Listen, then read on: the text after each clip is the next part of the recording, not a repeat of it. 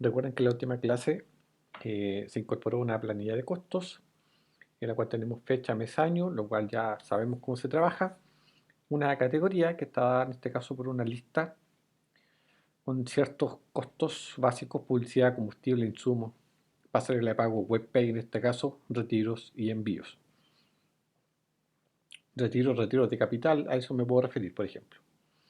El proveedor y la inscripción, que se ingresan manualmente, salvo que los proveedores sean repetitivos y nosotros podamos seleccionarlos de una lista.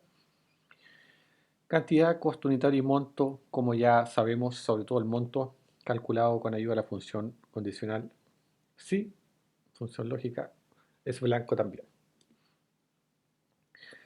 Ahora vamos a añadir una cuarta hoja llamada flujo de caja, en la cual vamos a trabajar con este formato, en donde tenemos los 12 meses del año, saldo inicial, ingresos, los cuales están compuestos por las ventas y aumento de capital y otros ingresos que pueden ser obtenidos, total de ingresos, egresos que van a estar definidos por las compras de mercadería y por los egresos que estén en la planilla de costos. Entonces, los ingresos están compuestos por las ventas y aumento de capital, los egresos están compuestos por las compras y los costos. Finalmente vamos a tener la caja, que va a ser el flujo efectivo mes a mes. Partimos entonces con las ventas. La idea es que aquí en esta celda aparezcan las ventas particularmente del mes 1. Para ello nos vamos a valer de la función condicional si, perdón, de la función sumar punto si conjunto. Esta función va a ser extremadamente útil para calcular el flujo de caja. El primer campo que necesitamos llenar en la función sumar si conjunto es la columna que nosotros vamos a sumar. Como vamos a sumar las ventas, tenemos que ir a la planilla de ventas e ir al monto de venta. El segundo valor que tenemos que ingresar en la función es el intervalo en el cual nosotros vamos a buscar la condición. El intervalo donde está el criterio. En este caso va a ser la columna respectiva al mes, en la misma planilla. Y el tercer valor va a ser el criterio específico que tenemos que sumar. Y entonces eso lo vamos a sacar del mismo flujo de caja y va a ser el mes 1 que tenemos ahí. Con eso cerramos y estamos listos. Así entonces tenemos que las ventas del primer mes son 1,5 millones de pesos. Esto lo podemos obviamente copiar hacia el lado, con la salvedad nomás de que se vayan guardando algunas cositas importantes, como por ejemplo, yo necesito que la columna J de las ventas se mantenga fija. Lo mismo también la columna B de las ventas se mantenga fija.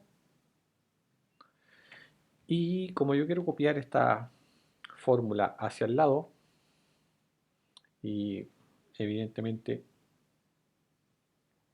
si yo copio hacia el lado simplemente puede haber una modificación con el B2, tenemos que fijar ahí en B2 la fila. De esa manera entonces copias al lado y aquí tendríamos entonces todas las ventas mes a mes. Fíjense bien, ahí se suma solamente cuando la condición es la celda B2, cuando la condición es la celda C2, es decir, el mes 2, y así sucesivamente. La idea es que si nosotros registramos una venta adicional, como por ejemplo una venta ficticia el 9 de enero,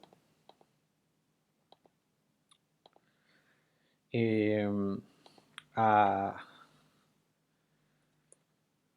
José Ríos, por ejemplo, quien compra un iPhone 12 Plata,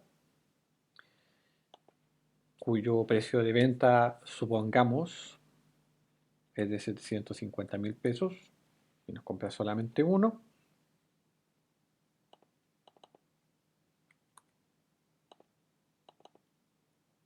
y lo pagó en efectivo, supongamos, y es de Los Ángeles también.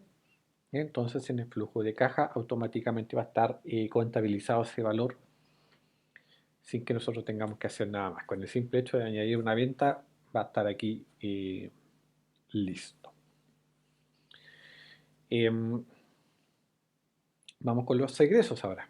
Los aumentos de capital se van añadiendo manualmente y puede que no lo hagamos, no lo sé. Lo vamos a dejar ahí por si acaso.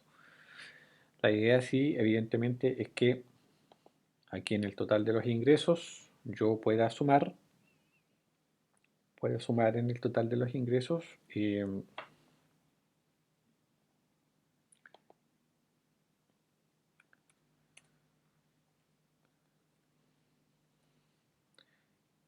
saldo inicial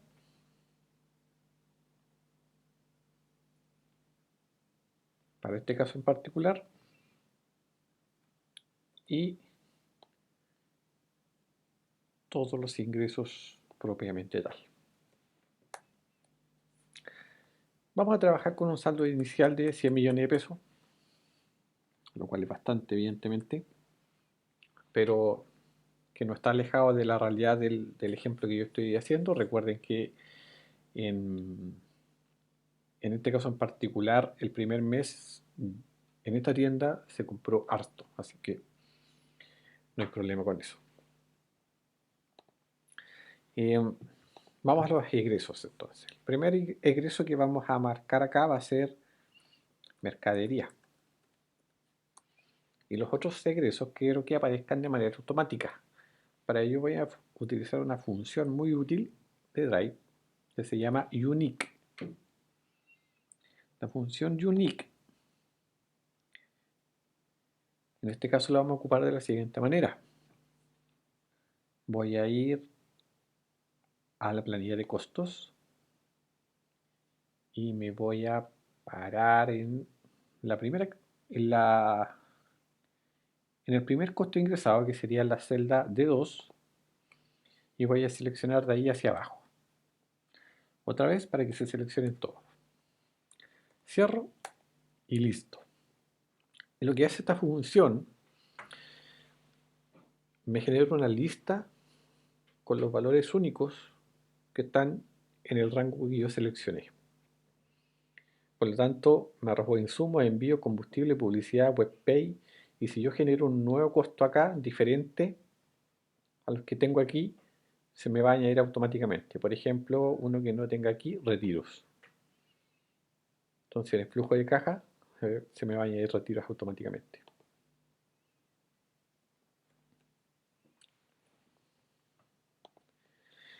Bien. Para la mercadería es muy parecido a lo que hicimos con las ventas. Tenemos que ocupar la función sumarse y conjunto. Recuerden, quiero mercadería, por lo tanto me voy a ir a la planilla de compras. Voy a sumar la columna J de los montos de compra. Voy a sacar como rango de condiciones la columna B, porque ahí están los meses. Y voy a seleccionar como condición específica el mes 1.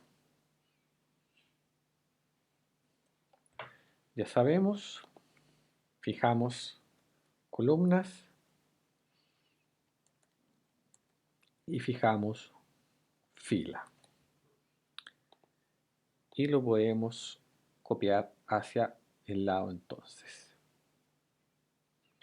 Fíjense que me aparece el mismo valor en todos lados porque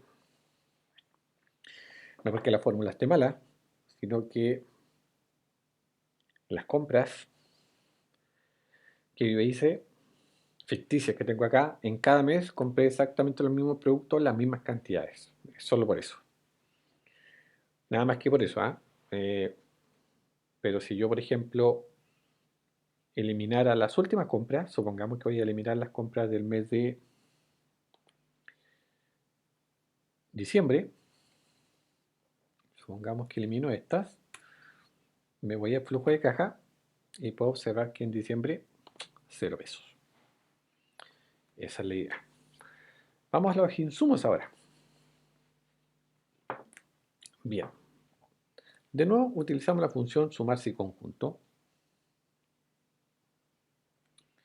La función sumarse y conjunto. ¿De dónde necesito yo esta información? De la planilla de costos. Por lo tanto, me voy a la planilla de costos. Yo quiero sumar el monto del costo, evidentemente. Quiero que la categoría sea extraída de aquí.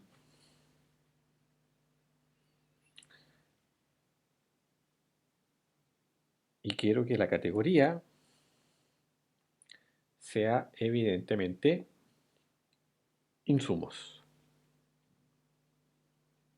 Eso es lo que quiero. Si vamos a la sintaxis de esta función, la sintaxis dice, el primer campo es el intervalo que yo quiero sumar, el segundo campo es el intervalo de donde yo voy a sacar el primer criterio o primera condición, el tercer valor es el primer criterio o primera condición propiamente tal. Pero esto es lo bueno de la función sumarse y conjunto, que me permite añadir más criterios todavía. Ingresando un intervalo donde voy a seleccionar un segundo criterio y después ingresando el segundo criterio. Y así lo puedo hacer más veces. ¿Qué otro criterio me falta aquí? Me falta el criterio de que yo quiero sumar los insumos, pero del primer mes solamente. Entonces en costos selecciono el rango donde está el segundo criterio, que es el mes, y selecciono desde el flujo de caja el mes propiamente tal, que sería ese de ahí. Ya sabemos que hay que fijar las columnas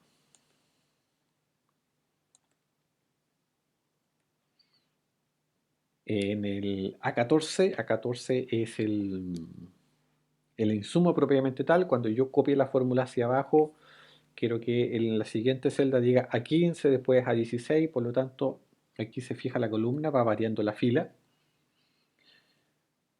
Fijamos columna acá también y fijamos fila allá al final. Y ahí estamos. De esa manera yo puedo copiar esto para el lado y automáticamente van a ir calculándose los insumos en los que se incurrieron en cada uno de los meses. Pero obviamente yo quiero copiar todo esto inclusive para aquella celda donde no hay nada. Por lo tanto, voy a rodear esta fórmula, recuerden, con una función condicional. Si, y adentro voy a colocar la función es blanco para la celda donde está el insumo. Y vamos a fijar ahí la columna. ¿Ven? Ya. De esa forma, si no hay nada ingresado, entonces no calculan nada. Pero si hay un egreso ingresado, entonces aplícame la función sumarse y conjunto. Ahí está. Ahora lo puedo copiar todo hacia el lado y luego hacia abajo sin ningún problema. Y así podemos ver entonces que los envíos de ese mes fueron 5.500 pesos, en combustible 20.000, en publicidad 60.000, en WebPay 27.000. Y efectivamente esos son los gastos declarados que nosotros tenemos acá. Bien. Si añadimos algo en otro mes, por ejemplo, me voy a ir a al mes de febrero, 10 de febrero, eh, fueron, supongamos, voy a colocar insumos, voy a colocar acá también Mercado Libre, volvimos a comprar bolsas de papel, compramos 200 ahora a 115 pesos cada una, supongamos 23.000. Entonces en el flujo de caja, en el mes de febrero, insumos ahora es 23.000. Si apareciera un nuevo egreso, como las fórmulas ya están ingresadas, aquí estaríamos ok. Total de egresos va a ser la suma entonces de toda este rango, y esto lo podemos copiar hacia el ladito. Ahí tenemos. Bien. La caja, evidentemente, va a guardar relación con el total de ingresos, con el total de egresos y con el saldo inicial. Entonces yo aquí quiero tener unas salvaguardas para no cometer errores con este tema. En el flujo de caja. Entonces, ¿cómo vamos a calcular el flujo de caja efectivo?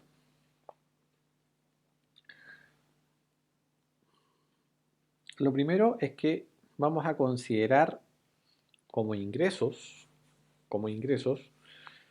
solamente la suma entre las ventas, el aumento de capital y todo lo que está en esta área ahí en verde.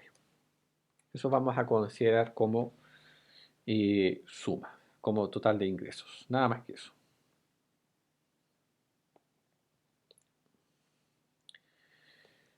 Por lo tanto, la caja efectiva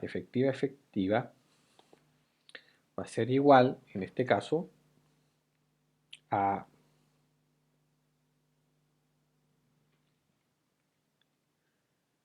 el saldo inicial más los ingresos menos, evidentemente, los egresos. De esa forma, entonces, vamos a tener la caja efectiva. Bien. Que en este caso la caja efectiva resultaron ser 6.749.500 pesos. Para no tener problemas con las fórmulas, vamos a fijar algunas cositas. Vamos a fijar fila, porque el saldo inicial es está hacia el lado ahí. Vamos a fijar fila también aquí. Y vamos a fijar fila aquí también, de tal manera que yo pueda mover esto hacia el lado y no tenga problemas en los resultados. No se, no se asusten por si acaso si aparecieron números negativos, eso pasa porque no, en el mes 2, en la planilla que tengo yo, solamente hay registrado egresos, no hay ingresos por venta. Pero cuando nosotros vayamos vendiendo en el mes 2, en el mes 3, van a ir apareciendo aquí respectivamente esos valores sin ningún problema. ¿Qué me faltaría entonces? Me faltaría considerar el saldo inicial. Eso es lo que me faltaría considerar. Entonces el saldo inicial va a ser igual al resultado del mes anterior, la caja en el mes anterior, que lo vamos a fijar también ahí por fila. Ahí estaríamos el saldo inicial. Entonces ese saldo inicial, que son 6 millones y tanto, se van a sumar con el total de los ingresos, que en este caso no tenemos, se van a restar con los egresos del mes y va a dar la caja efectiva del mes siguiente. Y la idea es que esto nosotros lo copiemos para el lado y listo. Y esos valores se van a ir actualizando, evidentemente, a medida que nosotros vayamos añadiendo más cositas. Em, con eso están listos entonces para realizar su flujo de caja efectivo en Google Sheets. Ahora bien, en Excel es exactamente igual, lo mismo. La única gran diferencia que va a existir en Excel, y digo gran diferencia por ser escandaloso, ahora estamos en Excel, es que cuando nosotros coloquemos mercadería en los egresos y después vayamos por los costos que se sacan de la planilla de costos, la función se llama unique, se llama únicos en español. Ese es el único detalle. Bueno, hay otro detalle también, es que si yo añadiera la función tal cual como se añade en Google Sheets, es decir, únicos y el rango de donde yo quiero que se saquen los valores únicos, miren lo que va a pasar, se va a añadir un 0. ¿Por qué? Porque yo estoy seleccionando los valores únicos que están desde aquí hasta el final, incluyendo estas celdas vacías. Por lo tanto, Excel va a poner un 0 para esas celdas vacías. La solución a ese problema es mirar la función únicos y darnos cuenta que ella, en su sintaxis, tiene tres campos. Uno que es requerido, que es el rango de datos donde se van a sacar los valores únicos. Un by call, que es un opcional, eh, y por defecto by call es falso, es decir, va a buscar no por columnas, sino que va a buscar por, sí, perdón, va a buscar por columnas. Las filas diferentes que hay en la columna propiamente tal. Y un tercer campo que es exactamente lo que tal una vez. Y aquí es donde nosotros tenemos que colocar dos posibles valores, verdadero o falso. Verdadero o falso. Entonces, si yo coloco en el tercer campo, dejo el segundo vacío, ahí coloco nada. En el tercer campo, si yo coloco verdadero,